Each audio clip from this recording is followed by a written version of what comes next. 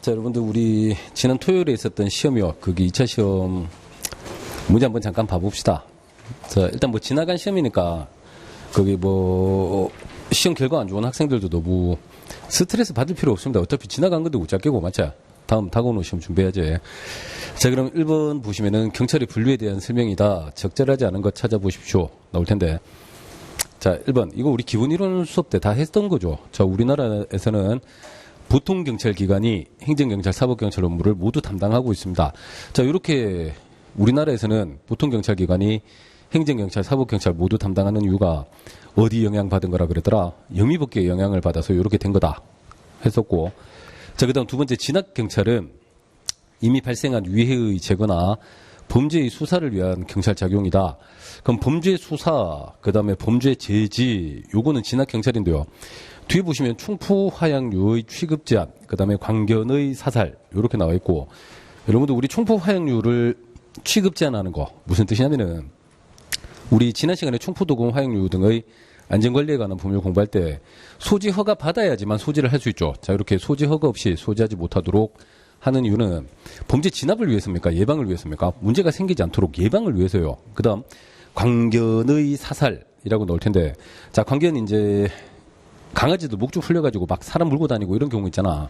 근데 요거는 지문이 좀 정확하게 나와야 돼요. 광견의 사살인데 다른 사람들에게 위해를 미치고 있는 광견을 사살하는 것은 진압경찰로 가는 거고, 그 다음 위해를 미칠 우려가 있기 때문에 미리 사살해버리는 것은 자, 예방경찰로 가게 됩니다. 그럼 이 광견의 사살 같은 경우에는 조금 부정확하니까 세모를 친다고 하더라도 충포 화약류의 취급 제한이 진압경찰이 아니고 예방경찰이다라는 걸 우리가 확실히 알 수 있으니까 2번이 틀린 질문 되는 거죠.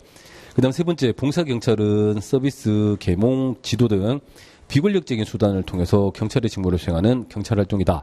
뭐 방범 지도라든가 청소년 선도, 교통정보 제공 이런 것들이 가장 대표적인 서비스 제공, 봉사경찰이죠. 자, 그 다음 네 번째, 협의의 행정경찰, 다른 행정작용에 부수한다.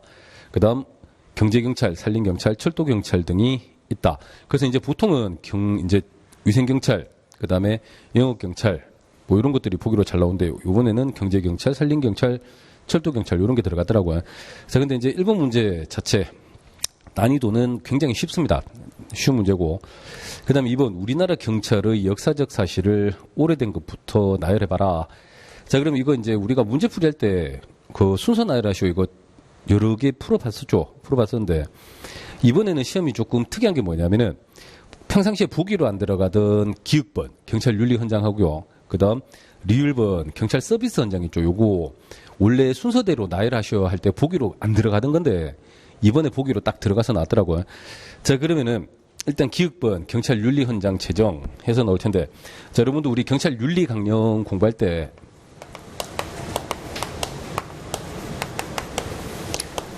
자, 제정 순서 정도는 제가 기억을 해두라 말씀드렸죠. 자, 그래서 이제 일단 경찰 윤리 헌장이 제일 먼저 제정이 되고, 이거 66년이에요. 아시겠죠? 그 다음 새 경찰 신조, 자, 그 다음 경찰 헌장, 자, 그 다음 서비스 제일 마지막에 나온다 그랬지? 경찰 서비스 헌장. 자, 요렇게 순서대로 제정이 됐었습니다.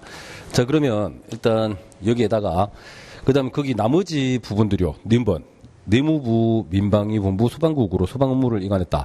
자, 소방 업무가 이제 우리 원래 경찰이 담당하다가 이제 요걸 민방위로 이관한 게, 자, 소방으로 이제 이방을 한 게 1975년입니다. 아시겠죠? 이게 내무부, 치안본부 시절인데요.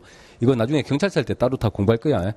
그 다음에 경찰 공무원법은 69년에 제정이 됩니다. 그래서 우리가 수업 진행할 때 경찰관 직무집행법은 53년에 제정이 됐고, 그 다음에 경찰공무원법은 69년, 그 다음에 국자법 있잖아요. 지금 올해 2021년 1월 1일부터 시행 중인데, 그전에는 경찰법이라고 있었고, 그게 이제 91년에 제정이 됐단 말이에요. 그래서 이제 저희가 경찰법은 이제 조직법에서는 안 나오지만, 나중에 경찰사에서 순서대로 나열하시고, 거기에 뭐 들어갈 수 있다, 이렇게 설명드렸고, 자, 91년에 경찰법이 제정이 될 때, 요 경찰헌장도 같이 제정을 합니다. 자, 그럼 요 놈은 66년, 이거 91년 요렇게 나오고요. 그 다음에 서비스 헌장은 제일 마지막 요거 98년 제정이 됐고, 자, 그 다음 미음번 치안본부에서 경찰청으로 승격했다. 이게 91년입니다. 아시겠죠? 91년. 자, 그래서 이제 이 부분은 심화이론 때 저희가 공부하는 내용이고, 그 다음에 이제 경찰윤리헌장 기획번, 이게 답이 안 나오더라도 기획번 빼고 있잖아요. 니은, 디귿, 리을, 미음은 우리가 순서대로 충분히 나열할 수 있는 부분이었죠. 자, 그래서 이제 이번 문제는 순서대로 나열하면 3번이 나오는 패턴인데, 자, 요 놈은 저기 기출문제 꼼꼼히 풀어보셨고, 그 다음에 문제풀이 수업 때 제대로 수업 듣고, 그 다음, 자, 요거 순서대로만 나열할 수 있으면은 충분히 기획번을 모르더라도 순서 나열이 가능한 문제입니다. 그래서 박스 형태고, 경찰서 문제고, 순서 나열하시오긴 한데, 극강, 이제 난이도가 최상의 난이도는 아니고 한 중자 정도 되는 것 같아요. 아시겠죠? 그래서 2번, 요 놈은 3번 하시면 되겠습니다. 자, 그 다음 3번. 경찰의 임무에 대한 설명으로 적절하지 않은 것. 경찰의 임무 뭐 있습니까? 자, 첫 번째, 공공의 안녕과 질서에 대한 위험 방지. 두 번째, 범죄 수사. 세 번째, 서비스 제공. 요렇게 나눠가지고 공공의 안녕, 그 다음에 질서, 위험 쪼개가지고 우리가 공부를 했었죠. 자, 그럼 1번, 국가경찰과 자치경찰의 조직 및 운영에 관한 법률 제3조에서 경찰의 임무로 국민의 생명, 신체, 재산의 보호, 범죄 피의자 보호가 아니고 범죄 피해자 보호, 교통의 단속과 위해 방지 등을 규정하고 있다. 그래서 제가 수업할 때 뭐 하라 그랬습니까? 국자법 제3조는 너무너무 중요한 거라 그랬죠. 시험에 나오든 안 나오든 경찰 시험 준비한다라는 이야기 하려면 이 정도는 암기가 돼 있어야 된다 그랬고, 제가 일주일에 하나씩만 암기하라 그랬잖아. 그래서 그 놈이 요 놈이고요. 그 다음 두 번째, 법 질서의 불가침은 공공의 안녕 제1의 요소다.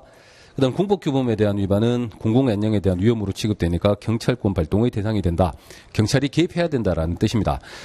그 다음 개인적 법익의 불가침은 경찰이 개입 원칙적으로는 안 하죠. 대신 보충성의 원칙이 적용되는 겁니다. 경찰의 원조 없이는 권리 실현이 무효화되거나 사실상 어려워질 경우에 한해 최후수단으로 개입할 수 있고. 자, 그 다음 세 번째, 질서란 불문규범의 총체조. 그 다음 글자로 안 적혀 있으니까 유동적인 개념이요. 시대나 장소, 누가 해석하느냐에 따라 달라지는 유동적 개념이다. 그 다음 네 번째, 위험이란 가까운 장래에 공공의 안녕이나 질서에 손해가 나타날 수 있는 가능성이 기계의 경우에 충분히 존재하는 상태를 말한다. 자, 위험은 구체적 위험과 추상적 위험으로 구분을 할 수 있고, 구체적 위험이 있을 때만 가능하다. 자, 우리가 수업 진행할 때 구체적 위험도 위험이지만 추상적 위험도 위험이다. 그래서 추상적 위험만 존재하는 경우에도 경찰은 충분히 개입할 수 있다라고 다 했었습니다. 자, 그럼 답은 4번이죠. 자, 그래서 요놈 3번 문제도 난이도 하, 완전 하, 억수로 쉬운 거. 자, 그 다음 네 번째, 경찰 인권보호규칙상 경찰청 및 소속기관의 장이 진정을 기각할 수 있는 경우가 뭐냐. 자, 요 4번 문제는 저희가 수업할 때 경찰 인권보호규칙이라는 거 공부를 하긴 했었는데, 거기 이제 우리가 인권위원회 있잖아요. 위원회 관련된 내용만 쭉 정리를 했었죠. 그 다음에 여기 이제 진정 관련해가지고는 요 놈이 순경시험에서는 나온 적이 없어요. 이번에 처음 나온 건데, 당연히 준비가 안 돼 있으니까 현장에서 어려울 수밖에 없습니다. 자, 그 다음 이제 사람들이 진정을 했을 때, 자, 진정을 각하할 수 있는 경우도 있고, 그 다음 기각 할 수 있는 경우도 있는데요. 자, 이거 형소법에서 배우는 기각, 각하랑 똑같아요. 자, 제소 요건 자체가 안 갖춰지면 각하, 요건은 갖췄지만 당사자의 의견이 자 틀렸을 때는 기각, 요렇게 갈 텐데, 자, 요 놈은 그냥 답만 체크합시다. 자, 기각할 수 있는 경우는 3번입니다. 3번. 자, 그래서 요 놈은 일단 시험에 한번 나왔으니까 우리가 다음에는 준비를 해야 되겠죠. 한 번이라도 나온 건 이제 보고 해야 되는 게. 그래서 4번은 이번에 시험 치는 학생들은 뭐 실수할 수밖에 없고, 실수가 아니고 이제 모르니까 대응을 못 하는 거죠. 대신 다음에는 준비를 해놔야 돼. 자, 그래서 4번은 틀리더라도 조정에서 뭐 크게 영향이 있지는 않을 겁니다. 그 다음 5번, 언론중재 및 피해구제 등에 관한 법률. 자, 그래서 이제 정정보도 청구, 언론중재위원회 이런 것들 다 체크했었죠. 거기 1번 보시면은 사실적 주장에 관한 언론보도 등이 진실하지 아니함으로 인해 피해를 입은 자, 3개월 이내에 정정보도 청구할 수 있다. 보도가 있은 후 6개월이 지났을 때는 그러하지 아니하다. 요거 우리가 수업할 때, 자, 기산 시점 2개 나오면은 어떻게 한다 그랬더라? 먼저 있었던 사건으로부터 길게, 나중에 있었던 사건으로부터 짧게 해가지고 3개월, 6개월 다 했었고요. 그 다음 두 번째, 언론중재 및 피해구제 등에 관한 법률에 따른 정정보도 청구와 관련 분쟁이 있을 때는 중재위원회에 조정을 신청할 수 있다. 자, 그 다음 세 번째, 당사자의 양쪽은 뚝딱뚝딱 해가지고 중재도 신청을 할 수 있다. 자, 그럼 조정하고 중재 이 부분도 마찬가지. 뭐 시험에 나온 적은 없긴 한데요. 2번, 3번을 모르더라도 4번을 보시면 사실적 주장에 관한 언론 보도 등으로 인해 피해를 입은 자는 반론 보도 청구할 수 있다. 그 다음에 정정 보도 청구하고 반론 보도 청구는 조금 내용이 다르긴 한데요. 마지막에 고의과실이나 위법성을 필요로 한다라고 나올 텐데 우리가 정정 보도 청구할 때 언론사에 고의과실이 없어도 자, 언론사가 잘못된 보도를 했을 때 고의과실이 있든 없든 피해자 입장에서는 정정보도 청구를 할 수 있고 그 다음 언론사에게 위법성이 있어야 됩니까? 없어도 얼마든지 정정보도 청구할 수 있다 했었죠. 자, 그래서 1번 확실하고요. 2번, 4번 모르더라도 4번이 확실하게 땡이니까 걸러낼 수가 있단 말이에요. 자, 이런 문제들은 소급법으로 충분히 풀어낼 수 있습니다. 자, 5번은 4번. 자, 그 다음에 6번 청탁금지법. 자, 그럼 1번 공직자 등은 자신이 수수금지 금품 등을 받거나 제공의 약속 또는 의사표시를 받은 경우에 소속기관장에게 지체 없이 서면 또는 구두로 신고해야 한다. 자, 그러면은 일단 받으면 안 되는 걸 받거나 또는 제공할게라고 약속을 받았거나 이런 의사표시를 받았을 때는 신고를 하도록 돼 있습니다. 근데 여기 보시면 경찰학에서 구두 있잖아요. 말로 할 수 있는 거 몇 개 없다 그랬죠. 이거 구두로 신고할 수 있다가 아니고 서면으로만 신고를 하도록 돼 있습니다. 구두가 붙으면 안 돼. 일단 1번 날라가고. 자, 2번 공직자 등은 사례금을 받는 외부 강의할 때 강의 먼저 하시고 마친 날부터 며칠 이내 신고하라 그랬더라. 10일 이내 서면으로 신고를 해라. 자, 그 다음 외부 강의 요청한 자가 국가나 지방자치단체이면은 신고합니까 안 합니까? 신고 안 해도 되죠. 자, 그 다음 세 번째 청탁금지법 규정에 따라 국회나 법원, 헌법재판소, 선거관리위원회 이거 전부 다 공공기관에 다 들어갑니다. 당연한 거고요. 그 다음 네 번째 공직자 등은 지무 관련 여부, 기부 후원, 증여 등 명목에 관계없이 동일인 나왔네요. 1회에 100만 원, 회견도 300만 원 초과하는 금품 받거나 요구 약속해서는 안 된다. 자, 수업 시간에 다 봤던 지문들에다가 좀 낯선 지문 들어가 있긴 한데 요 놈은 이제 센스 문제인 거죠. 구두로는 안 돼요. 자, 우리가 수업 시간에 구두로 되는 거 있으면은 야, 이거 말로 할 수 있다라고 콕 찍어가지고 따로 다 정리하잖아. 실종아동신고 가장 대표적이고 그 다음 감찰 규칙에서 출석 요구 구두로 할 수 있고 이런 것들 있잖아요. 자, 이거 구두 땡입니다. 자, 그 다음 7번 국가경찰과 자치경찰의 조직 및 운영에 관한 법률 국가수사본부장 나왔습니다. 그럼 국가수사본부장은 경찰청장하고 비슷한 규정, 똑같은 규정이죠. 똑같은 규정도 있지만 다른 규정도 있단 말이에요. 그래서 1번 국가수사본부장은 치안감으로 보한다. 임기 끝나면 당연히 퇴직한다. 자, 국가수사본부장 치안감입니까? 치안정감입니까? 치안정감으로 보한다. 이건 문제풀이 할 때 제가 계급 바꿔가지고 다 해봤습니다. 그 다음 두 번째, 임기 2년이고 중임할 수 있다. 자, 여러분들 1번 끝에 당연히 퇴직한다라고 돼 있는데 중임 됩니까? 안 됩니까? 당연히 안 되죠. 자, 2번, 임기 2년으로 하고 중임할 수 없다. 그 다음 세 번째, 국가수사본부장은 국가경찰 사무를 총괄한다. 경찰청 업무를 관장한다. 소속 공무원 각급 각급 경찰기관장을 지감독한다. 나올 텐데, 요거 국가수사본부장이 할 일입니까? 경찰청장이 할 일입니까? 청장이죠, 청장. 국가수사본부장은 당연히 수사 업무만 총괄을 합니다. 자, 3번 요놈도 X고, 그 다음 네 번째, 직무 집행하면서 헌법이나 법률을 위배했을 때 탄핵 소추를 의결할 수 있다. 그래서 이제 탄핵하여야 한다 아니라 그랬고, 국회는 탄핵 소추를 의결만 한다 그랬죠. 자, 그러면 7번은 적절한 것을 고르는 문제이긴 한데 난이도 기준으로 또 이거 되게 쉽습니다. 어려운 지문이 없잖아요. 자, 그래서 이제 7번 요놈도 실제 시험장에서는 실수하면 안 되고요. 그 다음 8번 경찰공무원법과 국가공무원법상 공통된 임용 결격 사유가 아닌 것. 자, 그럼 경찰공무원 임용 결격 사유. 자, 그 다음 국가공무원 임용 결격 사유가 있을 때, 자, 경찰 공무원 임용 결격 사유가 훨씬 엄격하게 규정이 되어 있습니다. 그래서 경찰 공무원 임용 결격 사유에 해당하면은 국가 공무원 당연히 할 수 있다 못한다? 당연히 못해요, 아시겠죠?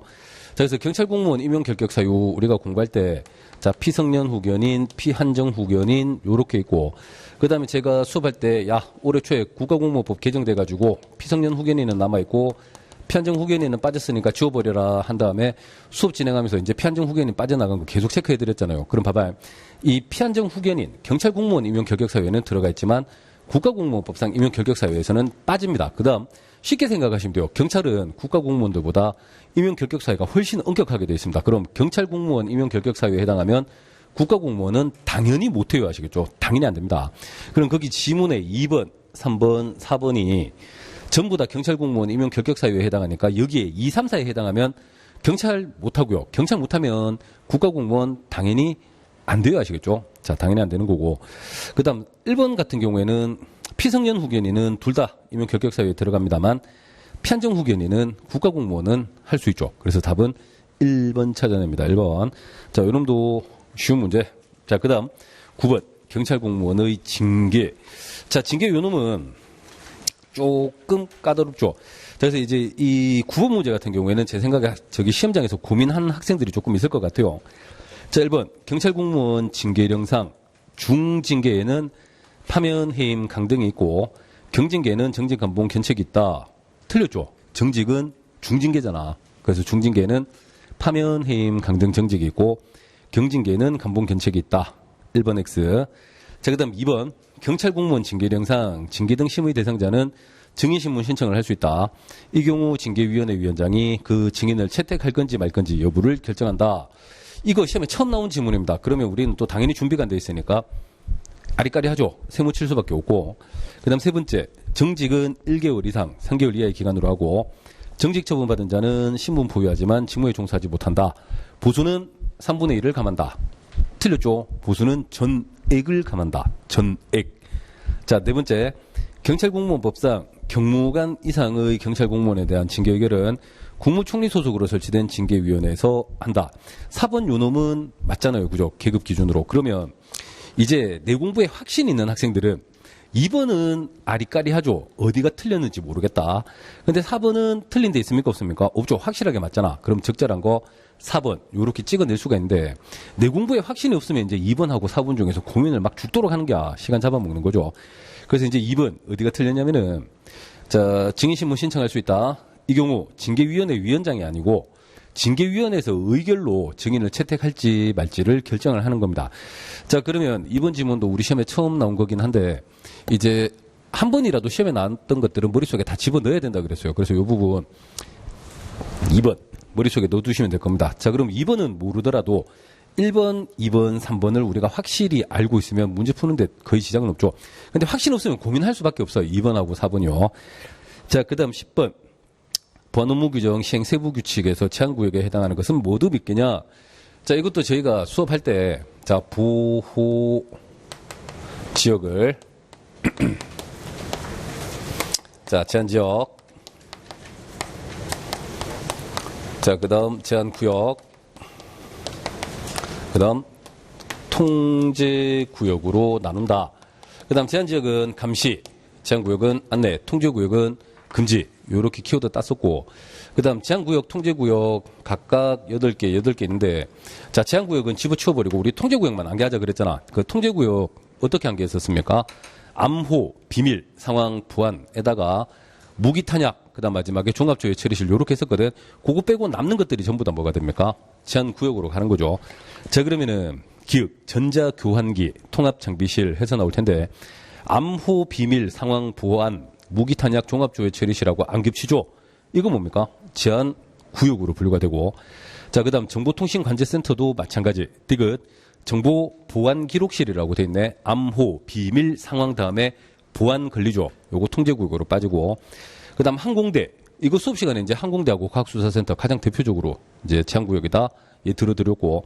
그 다음 마지막에 종합상황실, 암호, 비밀, 상황 걸리네요. 그죠? 통제구역으로 분류를 합시다. 그럼 이렇게 하면은 통제구역 2개, 제한구역 3개 바로 걸러지잖아요. 자, 이것도 박스 문제 개수긴 한데 아주 쉬운 패턴입니다. 그냥 기본 수업만 잘 듣고 가도 이런 거 다 풀어. 자, 그 다음에 11. 경찰관 직무집행법에서 보호조치와 관련된 설명이다. 적절한 것. 자, 경찰관 직무집행법 제4조가 보호조치죠. 그래서 공부할 때 어떻게 한다고 그랬더라? 대상, 방식 한 개 나눠가지고 머릿속에 집어넣으시고 자, 한번 가봅시다. 1번. 경찰관 직무집행법 제4조 제1항에 따라 긴급구호를 요청받은 보건의료기관이나 공공구호기관은 정당한 사유 없이 긴급구호를 거절할 수 없다. 자, 만약에 긴급구호를 요청받은 응급의료 종사자가 정당한 이유 없이 거절을 했다. 이거 처벌할 수 있다 그랬죠. 근데 경찰관 직무집행법에 처벌 근거 규정 있다 그랬습니까? 없다 그랬습니까? 없고 응급의료에 관한 법률에 처벌의 근거 규정이 있다. 1번 X. 자, 그다음 2번 경찰관이 조치를 했을 때 지체 없이 구호 대상자의 가족, 친지, 그 밖의 용고자에게 그 사실을 알려야 한다. 그다음 용고자가 발견되지 아니할 때 구호 대상자를 관할 경찰관서에 즉시 인계를 합니까? 의료기관이나 구호기관으로 인계합니까? 의료기관이나 구호기관으로 인계를 하죠. 자, 너네가 생각해봐.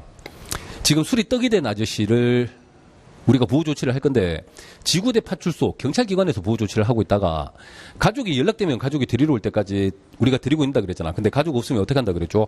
계속 우리가 데리고 있을 수는 없으니까 의료기관으로 인대를 하라 그랬거든.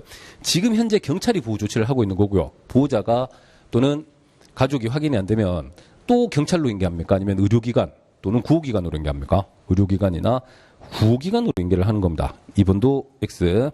그 다음 세 번째, 무기, 흉기 등 위험을 일으킬 수 있는 것으로 인정되는 물건을 임시로 영치해 놓을 수 있고 영치기간은 며칠 초과할 수 없다. 10일. 경찰관서에서 보호하는 기간은 24시간. 자, 그 다음 네 번째, 미아 병자 부상자 얘들은 마지막에 뭐가 붙는다 그랬노? 본인이 구호를 거절하는 경우 보호조치 못한다. 그게 붙는다 그랬죠.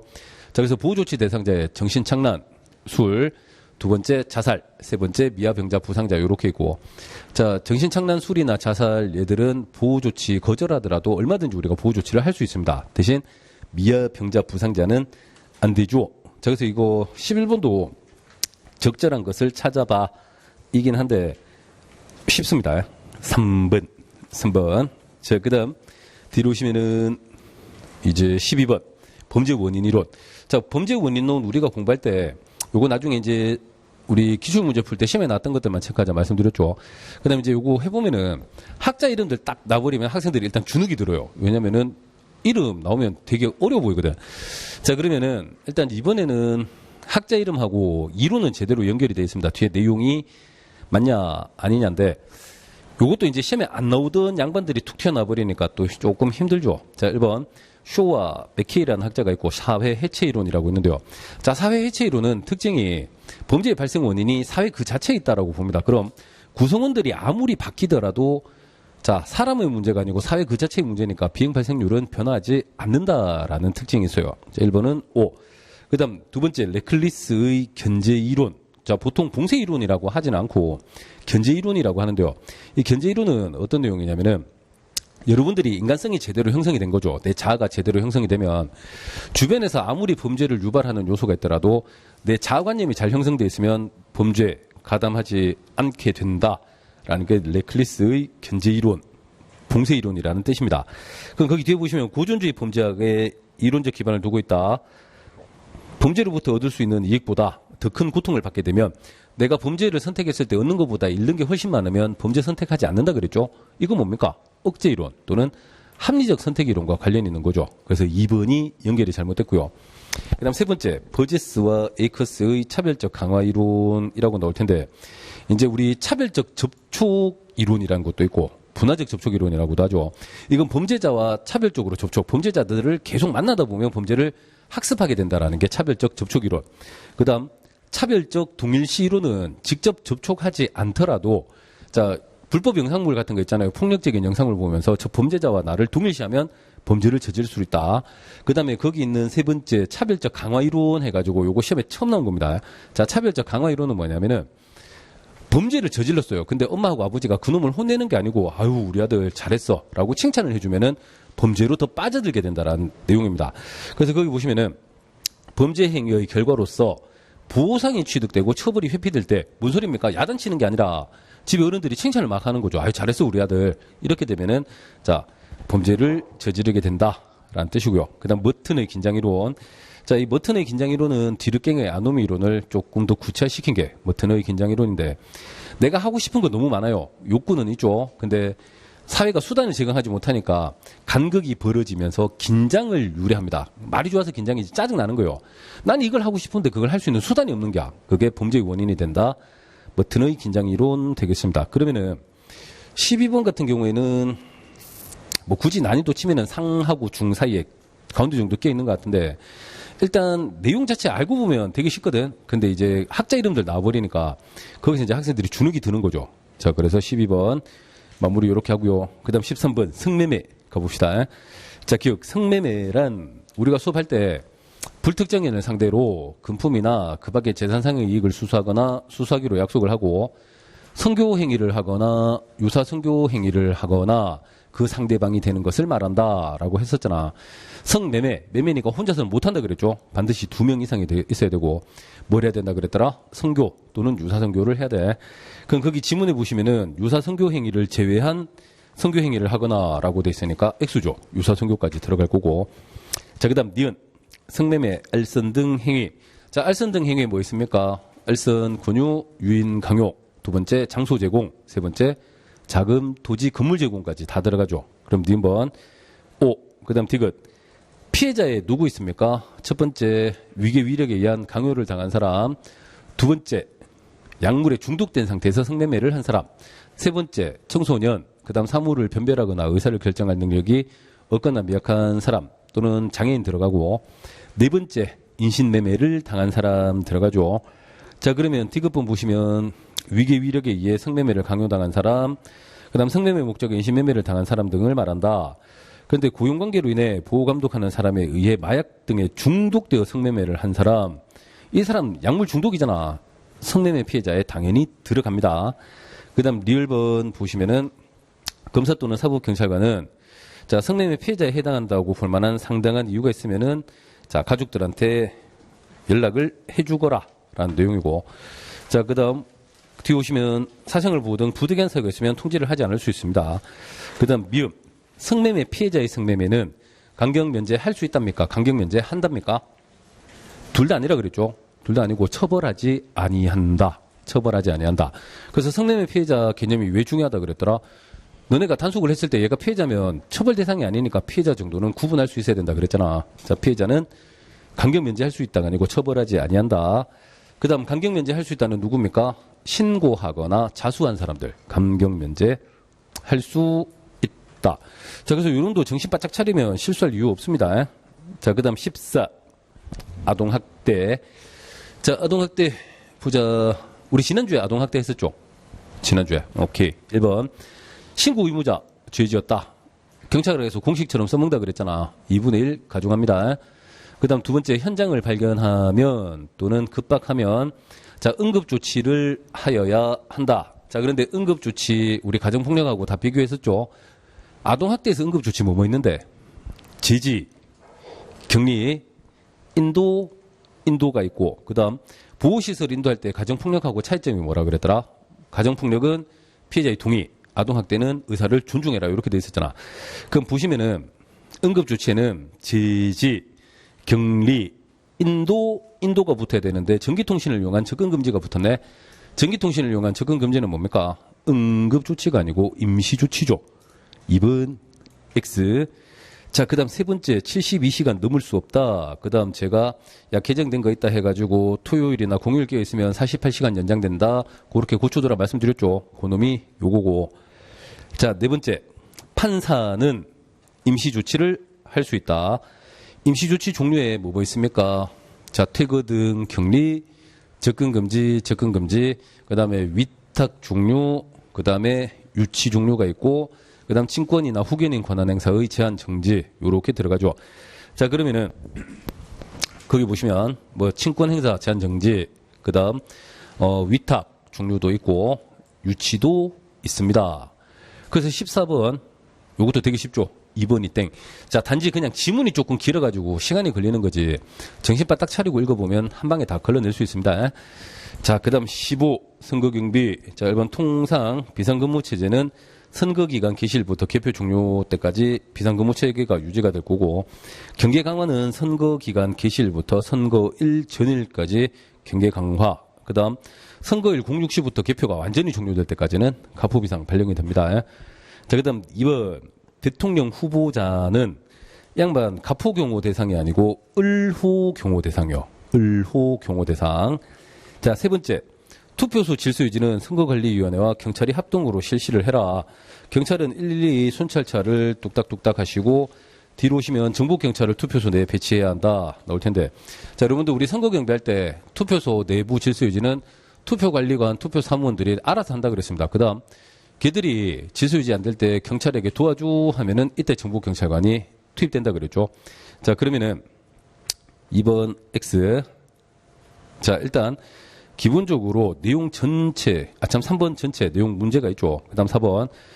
공직선거법상 누구든지 개표소 안에서 무기 등을 지닐 수 없다. 근데 경찰은 원조 요구받고 들어갈 때 무기를 지닐 수 있다라고 공직선거법에 따로 규정이 되어 있습니다. 자, 그래서 1번이 옳은 지문이고 2, 3, 4는 다 틀렸어요. 자, 그 다음에 16. 도로교통법. 자, 기억. 자동차란 해서 나올 텐데, 아까 수업하던 거 괜히 지웠다, 맞지? 그대로 놔둘걸.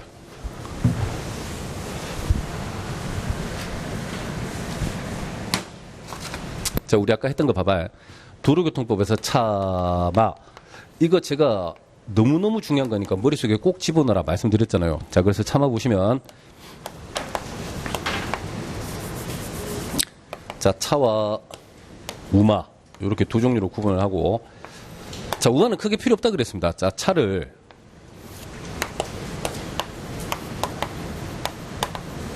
자동차, 건설기계, 운동기 장치 자전거, 그 다음 자전거, 기타.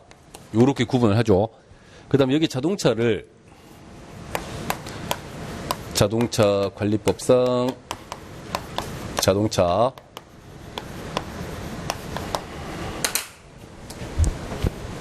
다시 건설기계로 구분을 합니다. 저기 그냥 흰색으로 합시다. 그 다음 자동차 관리법상 자동차에는 다시 뭐가 있습니까? 승용, 승합, 화물, 특수, 이륜이 있고, 최소한 여기까지 들어가야지만 이 지문이 오냐 X냐를 판단을 할 수 있어요. 자, 그래서 기억. 자동차란 나옵니다. 자동차. 뭘 말하냐면은 이거죠, 이거. 자동차란 거기 보시면은 철길이나 가설된 선을 이용하지 않냐고 운동기를 사용해서 운전되는 차다. 승용, 승합, 화물, 특수, 이륜 다음에 뭐가 있습니까? 운동기 장치 자전거를 말한다 라고 되어 있는데, 자, 자동차 관리법상 자동차 보시면은 여기에 일단 자동차에 요놈 승용, 승합, 화물, 특수, 이륜이고, 운동기 장치 자전거 여기 붙어 있습니까? 아니죠, 없죠. 운동기 장치 자전거는 거기 들어가면 안 돼. 그 다음 건설기계 요놈은 또 들어가야 되잖아요. 자, 그래서 요놈은 자동차, 차마의 개념이 정확하게 정리가 되어 있어야지만 오냐 X냐 판단을 할 수 있는데, 어차피 기본 이론 시간에 용어 정의 부분 너무너무 중요한 거다라고 항상 말씀드리는 거 아닙니까? 그 다음 니은.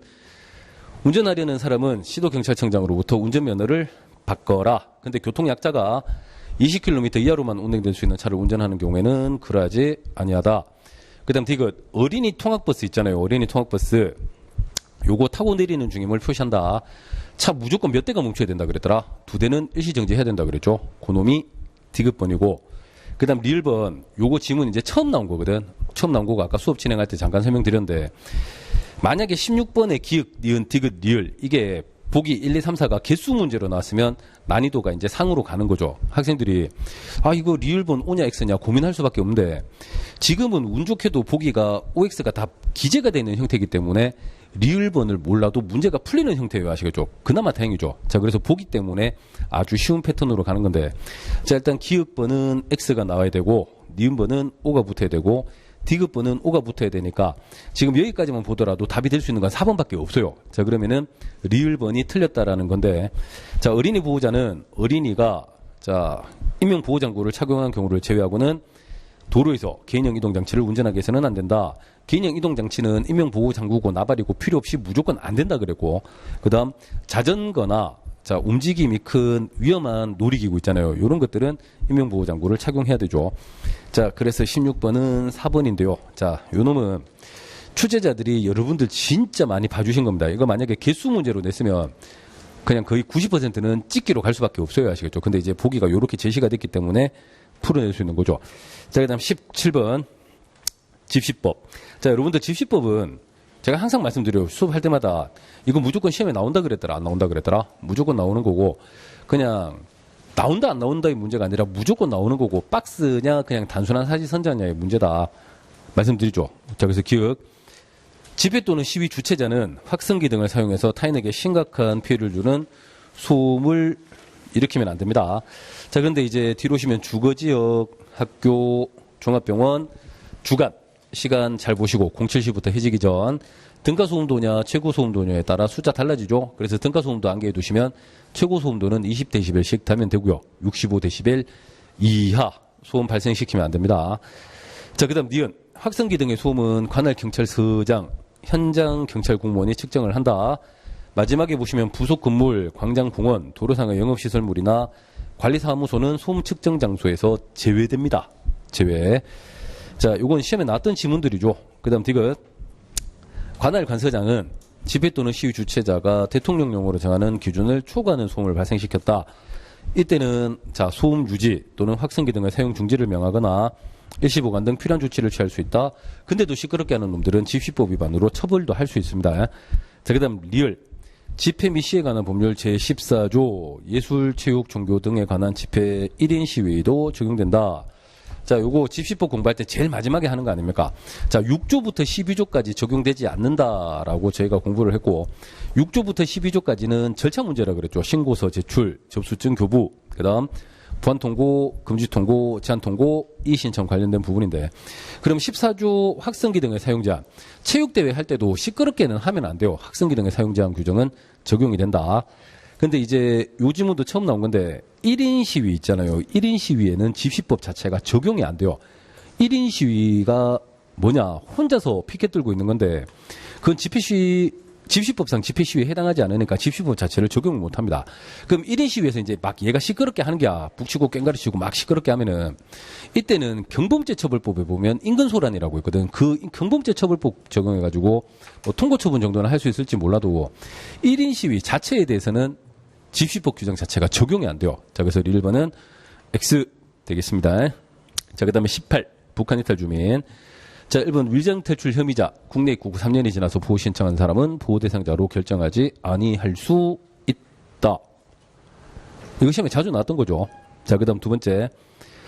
북한 이탈 주민으로서 자, 북한 이탈 주민의 보호 및 정착 지원에 관한 법률에 의한 보호를 받고자 하는 자는 자, 이거 법 적용해서 나도 보호해 주십시오라고 직접 신청을 해야 돼요. 다만 보호를 직접 신청하지 아니할 수 있는 대통령령으로 정하는 사유가 있으면 그러하지 아니하다. 직접 신청하지 않을 수도 있다는 뜻입니다. 그다음 세 번째, 보호 신청을 받은 제 공관장은 지체 없이 중앙행정기관장을 거쳐 통일부 장관, 국가정보원장에게 통보를 한다. 나올 텐데, 자, 북한 이탈 주민이 있죠. 자, 북한 이탈 주민이 북한을 벗어난 다음 북한 이탈 주민의 보호 및 정착 지원에 관한 법률에 의한 보호를 받고 싶다라고 보호 신청을 하는 겁니다. 자, 이 신청을 자, 제외공관장, 중국에 있는 우리나라 대사관이나 영사관에 신청을 할 수도 있을 거고, 자, 그 다음 제외공관장은 이걸 통일부 장관, 그다음 국가정보원장에게 통보를 해줍니다. 그럼 얘를 보호할 건지 말 건지는 통일부 장관이 결정을 해야 하시겠죠. 결정을 할 건데 이놈이 간첩인지 간첩이 아닌지 파악을 해야 될 거 아닙니까? 그 놈은 국가정보원에서 판단을 합니다. 아시겠죠? 자, 그럼 국가정보원에서 파악을 해본 다음 별다른 이상이 없으면 통일부 장관에게 통보를 해주고 통일부 장관은 보호 여부를 결정을 할 텐데 그게 이제 4번이죠. 4번에 경찰청장은 나오고요. 자, 우리가 북한 이탈 주민 할 때 일단 대장이 통일부 장관이다. 그다음 그 외에 국방부 장관, 경찰청장에 가끔 들어가는데 위치를 잘 보라 그랬거든. 그래서 네 번째 보시면 경찰청장은 보호 신청자에 대해서 보호 결정을 위해서 필요한 조사 및 일시적인 신변안전 조치 등 임시보호 조치를 하고 지체 없이 결과를 통일부 장관, 국가정보원장에게 통보해라. 이거 제일 앞에 경찰청장이 아니고 국가정보원장 들어갑니다. 자, 국가정보원장은 보호 신청자에 대해서 보호 결정을 위해 필요한 조사, 일시적인 신변안전 조치 등 임시보호 조치를 하고 그 다음 거기 있는 조사 결과를 통일부 장관에게 통보하여야 한다. 자, 그럼 국가정보원장이 조사 결과를 통일부 장관에게 통보를 해줘야지만 통일부 장관이 얘를 보호할 거다, 보호하지 않을 거다 결정을 할 거 아닙니까? 그래서 이제 4번이 틀린 지문입니다. 자, 그 다음 19. 요거 검사와 사법경찰관의 상호 협력과 일반적 수사 준칙에 관한 규정. 자, 우리가 통상 수사 준칙이라고 부르는 건데 요거 형소법 시간에 이제 이야기 들어본 학생들도 있을 거고 이런 게 있냐 처음 보는 학생들도 있을 텐데 이게 저기 한 2017년인가 18년쯤에 우리 경찰하고 검찰 수사권 조정 한참 이야기 나올 때 시험에 한번 나온 적이 있어요. 아시겠죠? 시험에 한번 나왔었고. 그 다음에 이제 지금 두 번째로 나온 거거든. 그러면은 요것도 이제 실제 준비를 해서 간 학생들은 아마 거의 없을 건데 그 무슨 뜻이냐면은 틀리더라도 조정에서 크게 뭐 영향을 미치지는 않을 겁니다. 근데 이제 지금 이제 두 번 나왔으니까 앞으로는 준비를 해 가셔야 돼요. 아시겠죠? 자, 준비하셔야 될 거고. 자, 이건 그냥 해설 보고 숫자 같은 것들 쭉 틀렸으니까 한 번씩 체크를 해 두시면 되겠습니다. 자, 그 다음 마지막 문제입니다. 20번. 출입국 관리법상 외국인의 강제 퇴거 대상. 자, 그래서 우리가 출입국 관리법 할 때 외국인 나오면은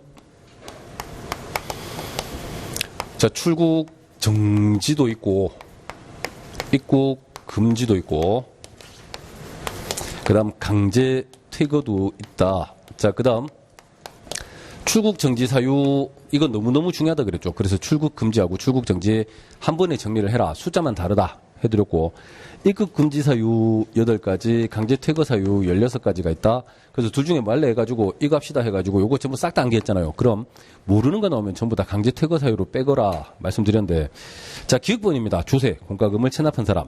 그래서 이제 세금 있잖아요. 국세 관세는 5천만 원, 지방세 3천만 원 이상 안 낸 사람들은 출국 정지 사유죠. 강제 퇴거 사유가 아니고 출국 정지에. 그 다음 니은 외국인 등록 의무를 위반하면은 쫓아냅니다. 강제 퇴거. 그 다음 D급본 구류 선고를 받고 석방된 사람이 아니고 금고 이상의 형을 선고받고 석방된 사람이 강제 퇴거. 구류가 아니고 금고. 자, 리을 국방부 장관이 정한 거소 활동 범위 준수사항을 위반했다. 강제 퇴거. 그 다음 민번 지방 출입국 외국인 관서장이 붙인 조건부 입국 허가 조건을 위반했다. 요놈도 강제 퇴거. 그래서 실제로 보시면은 강제 퇴거 사유 모르더라도 출국 정지하고 입국 금지 사유가 정확하게 정리가 돼 있으면 문제 푸는데 지장 없죠. 그래서 이것도 개수 문제긴 한데 박스의 개수 문제긴 한데 문제가 뭐 많이 어렵지는 않습니다. 그래서 이번에 1번부터 20번까지 전반적으로 문제 한번 쭉 봐보면은 뭐 군데군데 까다로운 문제들이 있긴 한데 제가 생각했을 때는 뭐 4번 문제 찍은 학생들 많을 거고 뭐 준비가 안 돼 있으니까 방법이 없잖아. 자, 그 다음 뒤로 오셔가지고 12번 문제에서 학자들 이름 때문에 주눅 들어서 쫄은 학생들 많을 거고 그 다음 뒤로 오셔가지고 19번 뭐 어차피 준비 안 돼 있으니까 또 찍은 학생들 많을 겁니다. 그래서 보통 이제 요렇게 한 3문제 정도는 시험장에서 애를 먹었을 거고 요거 3개 털어내면은 자, 배운 거에서 실수만 안 한다라고 가정했을 때 이번 시험도 85점까지는 충분히 가능하지 않냐라는 게 제 생각이에요.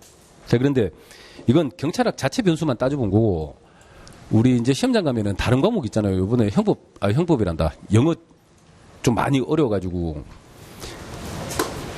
그런 표현 쓰면 안 되긴 한데 영어 때문에 애들 다 똥 싸고 왔죠.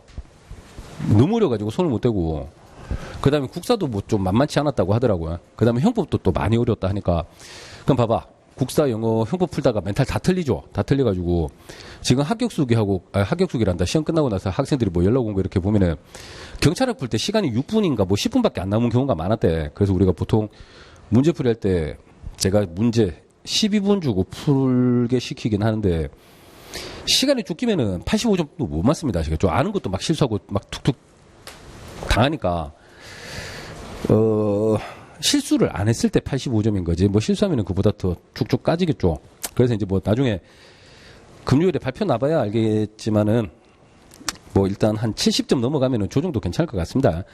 근데 이제 그건 어차피 제 생각인 거고 나중에 이제 금요일날 발표 날 때까지 좀 애매한 학생들은 기다려봐. 자, 그러면 이제 우리 지난 토요일에 있었던 2차 시험 문제풀이 이렇게 마무리하겠습니다. 자, 일단 시험 친다고 고생하셨습니다. 자, 수고하셨습니다.